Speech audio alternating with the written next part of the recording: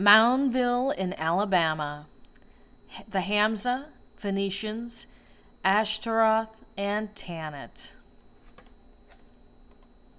One of the biggest Mississippian sites in the Americas after the size of Cahokia is called Moundville, and it is located in the state of Alabama. It sits on the Black Warrior River, and it is set up as many of the Mississippian sites have been set up, with pyramid mounds aligned next to a large water source. I have not been able to personally visit this site, but it is on my to-do list. But the online research I've done on it has revealed some amazing information. This site has many artifacts that incorporated the symbol of the Hamsa. The Hamsa is a hand with an eye in it. The Hamsa is a female symbol representing the vulva, and it came from the Middle East, in particular from Phoenicia.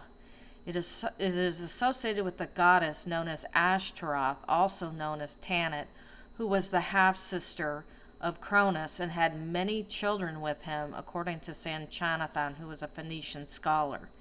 She set up her queendom in Byblos, which is ancient Phoenicia.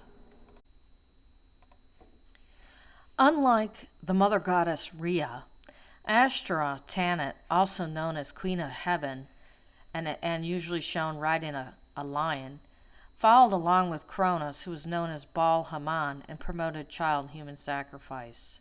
The children were often burnt to death. It is quite probable that the Phoenicians came to the Americas at least 3,000 to 4,000 years ago, possibly much longer ago, and interbred with the natives or brought them with them.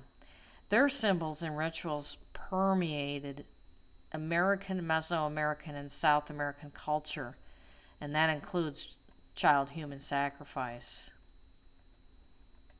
One other item that is shown on Wikipedia that came from Moundville was a pendant, and it had the Star of David on it as well as the Hamsa on the same pendant.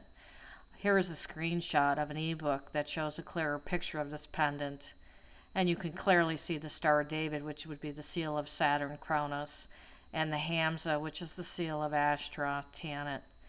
Without a doubt in my mind, the Phoenicians were the backbone of the Mississippian culture in the Americas, and probably in some of the cultures of Mesoamerica, Central America, and South America, combined with the cult of Jupiter Sabazius. The prevention of DNA testing on any ancient remains found in the Americas is deliberate.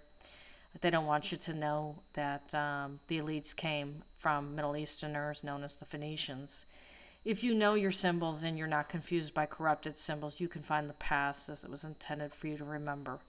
Thank you. This is my presentation on Moundville in Alabama.